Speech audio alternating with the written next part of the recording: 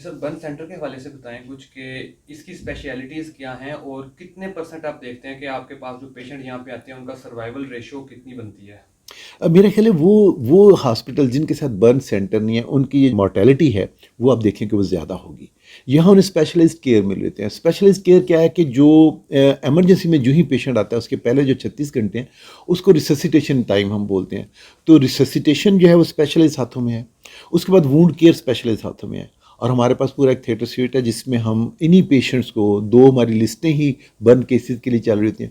تو آپ کہہ لیجئے کہ اگر ادروائز یہ برن سینٹر کی سہولت نہ ہو، اتنا تھیٹر کا بیک اپ نہ ہو، اتنے اسپیشلسٹ بیک اپ نہ ہو، تو پرہیپس یہ فگر جب بہت زیادہ رائز کرے. مجھے یاد ہے کہ پچھلے سالوں کی میں جب اس فگر کو دیکھتا ہوں تو یہ اس سے بہت کم ہے. ڈپینڈ یہ کرتا ہے کہ برن کتنا ایکسٹینسو ہے، کتنا ڈیپ ہے. یہ دو فیکٹر.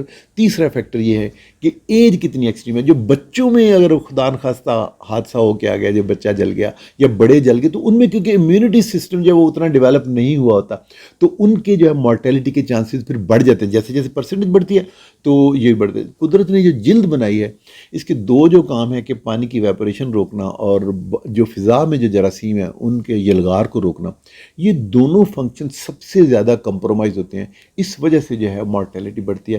تو جتنا ایریا ایکسٹینسو ہوگا اتنی جو ہے مورٹیلٹی کے چانسز بڑھ جاتے ہیں. سر، برن کیسز کے اندر جنرل پبلک کی جانب سے کیا مسٹیک کی جاتی ہے جو امیجیٹلی ہم لوگ کر دیتے ہیں جو کہ مزید فیٹل ہونے کا سبب بنتی ہے؟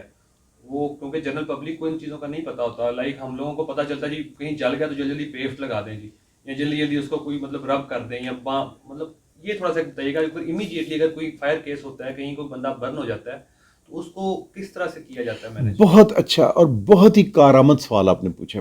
ہم اس پہ سارا سال جو ہے وہ کھپتے رہتے ہیں، زور لگاتے رہتے ہیں. آپ جو ہے اپنے چینل کو بتائیے کہ خدا نخواستہ اگر کسی جگہ جلنے کا حادثہ پیش آ گیا ہے، آگ لگ گئی یا کوئی گرم مشروب گر گیا ہے، تو آپ نے سب سے پہلا جو کام کرنا ہے کہ اس کے اوپر پانی ڈالنا ہے. عام سادہ پانی. کب تک ڈالنا ہے؟ جب تک وہاں جلن ہے، جب تک وہاں وہ ایریا گرم ہے وہ ڈالیے. خدا کے لیے اس کے اوپر پیسٹ، یا میں آپ کو 12 اور چیزیں گنوا سکتا ہوں. اس میں شہد ہے، اس میں مسور کی دال کو پیس کے لگا رہے ہیں، اس پہ آلو لگا رہے ہیں، اس پہ گھی لگا رہے ہیں. سو مچ سو آپ نے زخموں پہ نمک لگانا تو سنا ہوگا. ہمارے پیشنٹ نمک لگا کے بھی اس کے اوپر آتے ہیں. یہ ساری جو ہے مس انفارمیشن ہے، یہ ساری متس ہیں، یہ غلط ہے. پلیز خدا کے لیے ناظرین کو اس چینل کے توسط سے یہ پتہ چلنا چاہیے کہ اگر خدا نخواستہ جلنے کا حادثہ ہو گیا، بچہ ہے، بڑا ہے، بوڑھا ہے، جتنا مرضی ایریا ہے، اس کو ٹھنڈا کرنے. آپ دیکھیے لے کے باگنگ ہاسپٹل جاتے ہوئے آپ کو 10-15 منٹ سے آدھا گھنٹہ لگ سکتا ہے ٹریفک کی وجہ سے اٹھا کے لے کے جانے میں، انتظامات کرنے میں. آپ نے جو پہلا ابتدائی جو ٹائم ہے اس کو آپ نے اگنور نہیں کرنا، اور وہی وہ ٹائم ہے جس میں قدرت جو ہے وہ ڈیسائیڈ کر دیتی ہے کہ اس نے بچنا ہے یا نہیں بچنا. اور وہ ہے آپ کا وہ ٹائم جس میں آپ نے ابتدائی طبی مدد دینی ہے، اور وہ بڑی سمپل ہے. میں آج آپ سب کو پلاسٹک سرجن بنا دیتا ہوں، آپ سب کو برن سرجن بنا دیتا ہوں. جو بھی میرے ناظرین سن رہے ہیں، جو حصہ جل گیا ہے، جہاں آگ لگی ہے یا جس کے اوپر کوئی گرم چیز گری ہے، اس کے اوپر پانی ڈالیے. عام سادہ پانی، ٹوٹی کا عام سادہ پانی.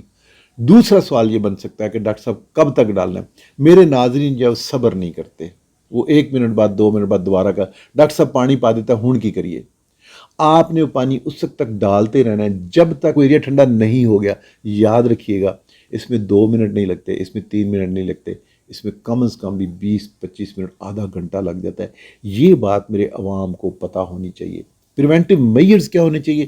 میں نے بڑی دیر آپ کے کے چینل پہ پہلے بھی ہم نے ایک مرتبہ بات کی تھی کہ نو کڈ زون. دیکھیے جہاں آگ جل رہی ہے، جہاں گیس کھلی ہوئی ہے، جہاں آگ کا کام ہو رہا ہے، چولہا جل رہا ہے، جہاں دودھ گرم ہو رہا ہے، وہاں کرال کرتے ہو بچے کا، جڑا بچہ ریڈنڈ ہے وہ کوئی کام نہیں کہ اتنے جائے. آپ نے سب سے پہلے اپنے کڈ فری زون تو آپ اسے امپلیمنٹ کیجئے. دیکھیے 53% بچے ہیں، 50% بچے ہیں. آپ 123 میں سے وہ بچے جن کا عقل نہیں تھی، شعور نہیں تھی، ان کی ذمہ داری میری ہے، والدین کی ہے کہ وہ انہیں اس ایریا میں نہ جانے دیں. کڈ فری زون کا جو ہے اپنے کانسیپٹ لے کے آئیے. نمبر 1. نمبر 2، ابتدائی طبی مدد جو ہے اسے جا کے اس چینل پہ بھی دیکھ لیجئے. ہم نے میرے سینٹر کے نام سے آپ کر لیجئے, اب میرے ذاتی نام سے جا کے چینل پہ دیکھ لیجئے, ڈاکٹر سید ارشد چیمہ لکھیے. ہم سب سے زیادہ اویئرنیس یہی کرتے ہیں کہ خدا نخواستہ ایک تو واقعہ ہونا نہیں چاہیے, یہ حادثہ ہونا نہیں چاہیے, اس کی احتیاط کیا ہے. اگر خدا نخواستہ قدرت کی طرف سے آزمائش لکھی ہوئی بھی تھی, ہو گیا, حادثہ ہو گیا, پھر آپ نے اپنی نرس کو کیسے قابو رکھنا ہے اور آپ نے اس کی ابتدائی طبی مدد کیا دینی ہے, یہ بڑا ضروری ہے. اس کو سنیے, آپ بھی پروموٹ کیجئے. انشاءاللہ امید ہے کہ پچھلے کئی سالوں سے یہ فگر کم ہوتی جا رہی ہے, اور مجھے امید ہے کہ جیسے جیسے آپ لوگ یا ہم مل کے شعور اور آگہی کی مہم کو جاری رکھیں گے, یہ انشاءاللہ تعالیٰ یہ نمبر مزید کم آتا جائے گا, مزید کم ہوتا جائے گا.